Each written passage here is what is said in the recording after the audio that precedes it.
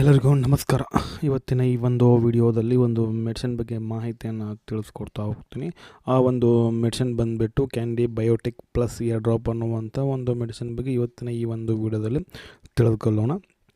ಈ ಒಂದು Candibiotic plus ear drops ಅನ್ನುವಂಥದ್ದು ಒಂದು ತಯಾರು ಮಾಡಿರ್ತಕ್ಕಂಥ ಒಂದು ಕಂಪ್ನಿ ಬಂದುಬಿಟ್ಟು ಗ್ಲೆನ್ಮಾರ್ಕ್ ಫಾರ್ಮಾಸ್ಯೂಟಿಕಲ್ಸ್ ಲಿಮಿಟೆಡ್ ಅನ್ನುವಂಥ ಒಂದು ಕಂಪನಿ ಈ ಒಂದು Candibiotic plus ear drops ಅನ್ನುವಂಥದ್ದು ತಯಾರು ಮಾಡ್ತು.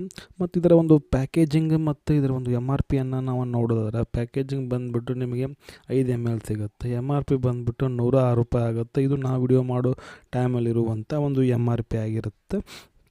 ಮತ್ತು ಇದರಲ್ಲಿರುವಂಥ ಒಂದು ಮಾಲಿಕ್ಯೂಲ್ ನೇಮ್, ಕಂಟೆಂಟ್ ನೇಮನ್ನು ನಾವು ನೋಡೋದಾದ್ರೆ 3 ರೀತಿ ನೀವು ಈ ಒಂದು ಮೆಡಿಸಿನಲ್ಲಿ ಸಿಗ್ತಾವೆ ಮಾಲಿಕ್ಯೂಲ್ ನೇಮು.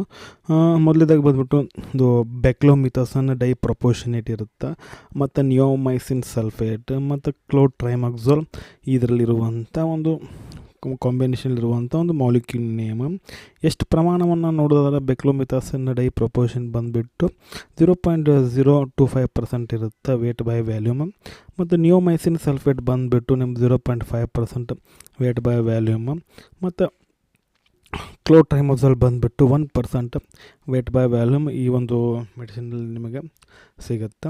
ಮತ್ತು ಈ ಒಂದು ಮೆಡಿಸಿನ್ ಒಂದು ಇಯರ್ ಡ್ರಾಪ್ಸ್ನ ಒಂದು ಯಾವುದಕ್ಕೆಲ್ಲ ಯೂಸ್ ಮಾಡುತ್ತಾರೆ, ಯಾವುದೆಲ್ಲ ಒಂದು ಕಂಡೀಷನ್ ಒಳಗೆ ಬರೆದು ಕೊಡ್ತಾರೆ ಅಂತ ನೋಡೋದಾದ್ರೆ ಮೊದಲೇದಾಗಿ ಬಂದುಬಿಟ್ಟು ಇದೊಂದು ಇಯರ್ ಇನ್ಫೆಕ್ಷನ್ಗೆ ಈ ಒಂದು ಮೆಡಿಸಿನನ್ನು ಬರೆದು ಕೊಡ್ತಾರೆ. ಏನಾದರೂ ಇನ್ಫೆಕ್ಷನ್ ಆಗುತ್ತೆ ಅಂತ ಆಗಬಾರ್ದಂತ ಈ ಒಂದು ಇಯರ್ ಡ್ರಾಪ್ಸನ್ನು ಬರೆದು ಕೊಡ್ತಾರೆ. ಅದರ ಜೊತೆಗೆ ಏನಾದರೂ ಒಂದು ರೆಡ್ನೆಸ್ಸು, ಇಚಿಂಗ್, ಇರಿಟೇಷನ್ ಅಂತ ಕುಂತಿತ್ತಂದ್ರೆ ಕಿವಿಯಲ್ಲಿ ಅವಾಗ ಸಹ ಏನು ಮಾಡ್ತಾರೆ, ಈ ಒಂದು ಸಿರಪ್ಪನ್ನು ಏನು ಮಾಡ್ತಾರೆ ತೆಗೆದುಕೊಳ್ಳಿ, ಈ ಒಂದು ಡ್ರಾಪ್ಸನ್ನು ಏನು ಮಾಡ್ತಾರೆ ತೆಗೆದುಕೊಳ್ಳಿಕ್ಕೆ ಹಾಕ್ಕೊಳ್ಳಿಕ್ಕೆ ಹೇಳ್ತಾರೆ. ಮತ್ತು ಇದು ಸೈಡ್ ಎಫೆಕ್ಟ್, ಈ ಒಂದು ಡ್ರಾಪ್ಸನ್ನು ಈ ಒಂದು ಇಯರ್ ಡ್ರಾಪನ್ನು ಹಾಕೋದ್ರಿಂದ ಏನೆಲ್ಲ ಒಂದು ಸೈಡ್ ಎಫೆಕ್ಟ್ ಅದಾವ ಅಂತ ನಾವು ನೋಡೋದು. ಸೈಡ್ ಎಫೆಕ್ಟ್ ಬಂದುಬಿಟ್ಟು ನಾವು ಏನು ಹಾಕ್ಕೊಂಡಿರ್ತೇವಲ್ಲ ಡ್ರಾಪ್ಸನ್ನು ಈ ಕಿವಿಯಲ್ಲಿ, ಅವಾಗ ಬರ್ನಿಂಗ್ ಆಗಿರ್ಬೋದು ಮತ್ತು ಟಿಂಗ್ಲಿಂಗ್ ಸೆನ್ಸೇಷನ್ ಆಗಿರ್ಬೋದು, ಇವೆಲ್ಲ ಒಂದು ಕಾಮನ್ ಸೈಡ್ ಎಫೆಕ್ಟ್ ಟೆಂಪ್ರರಿ ಇರುತ್ತೆ.